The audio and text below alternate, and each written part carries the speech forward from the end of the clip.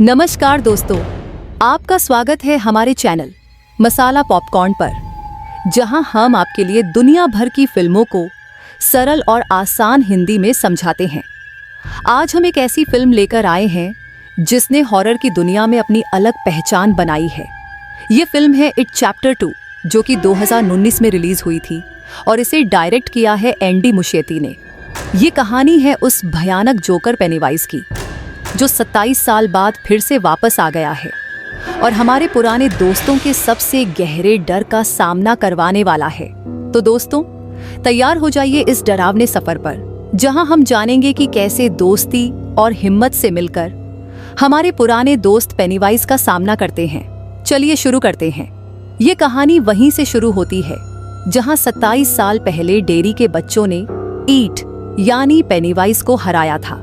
सभी दोस्त बड़े हो चुके हैं और डेरी छोड़कर अपनी अपनी जिंदगी में व्यस्त हो गए हैं।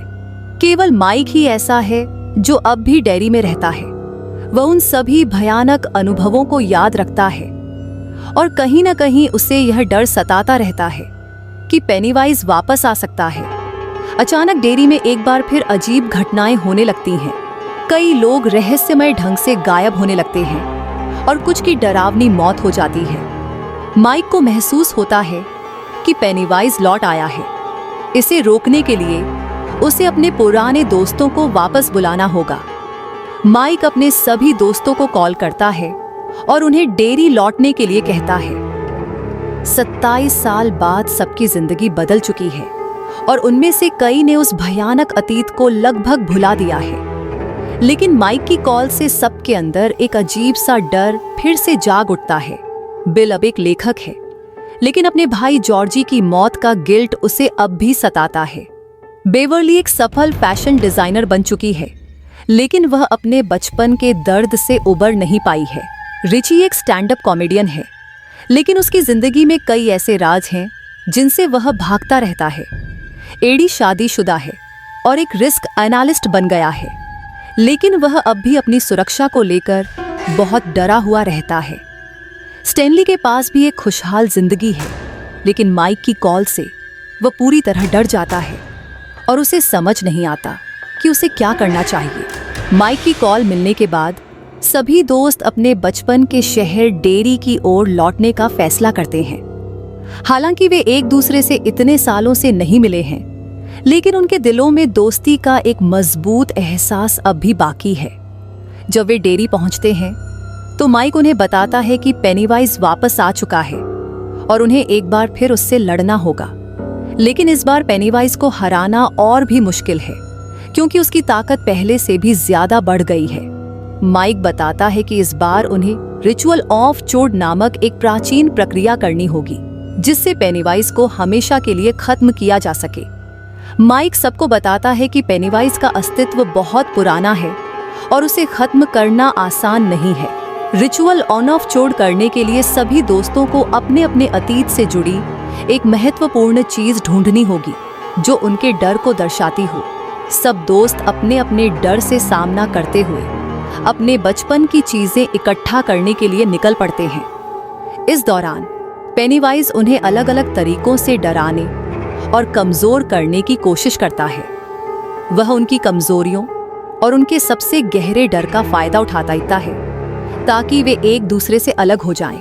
बिल को सबसे ज्यादा डर अपने भाई जॉर्जी की मौत का है। वह अपने भाई को बचा नहीं सका था और यह गिल्ट उसे बार बार सताता है। जब वह अपने अतीत से जुड़ी चीज की खोज में निकलता है तो उसे जॉर्जी की यादें घेर लेती हैं।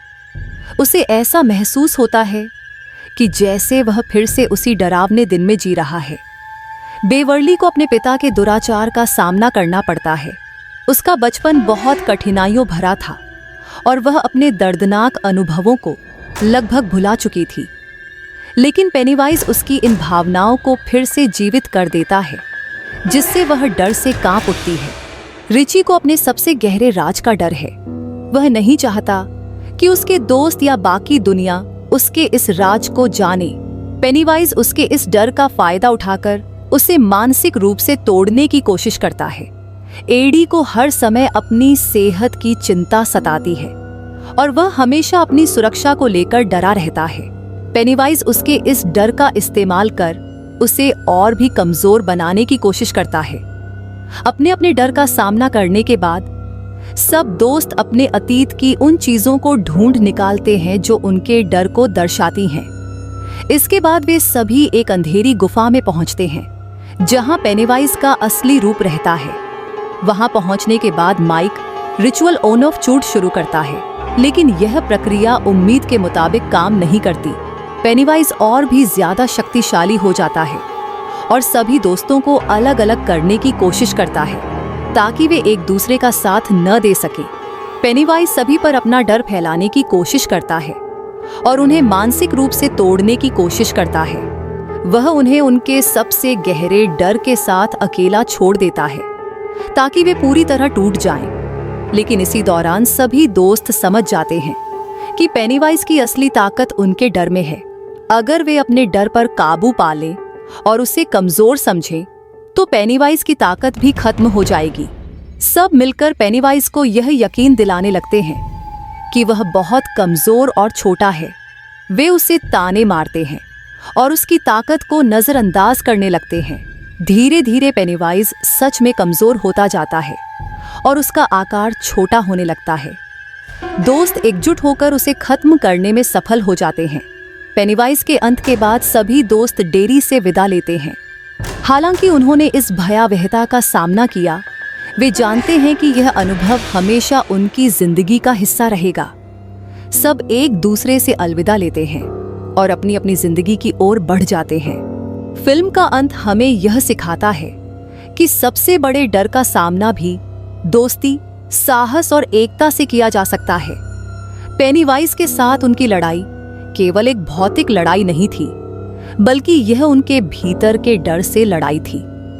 जिस तरह उन्होंने अपने अपने डर को हराया, वैसे ही हमें भी अपने जीवन में हर उस चीज का सामना करना चाहिए जो हमें कमजोर बनाती है। तो दोस्तों, यह थी इट चैप्टर 2 की कहानी, जिसमें डर, दोस्ती और हिम्मत का अनोखा संगम है।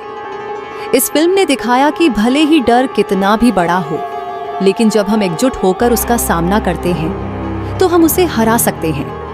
उम्मीद है आपको यह कहानी समझ में आई होगी और आप इससे कुछ सीख पाए होंगे। अगर आपको हमारी इस फिल्म एक्सप्लेनेशन अच्छी लगी हो तो हमारी वीडियो को लाइक करें और चैनल मसाला पॉपकॉर्न को सब्सक्राइब करना न भूलें। ऐसी ही और रोमांचक कहानियों के लिए जुड़े रहें।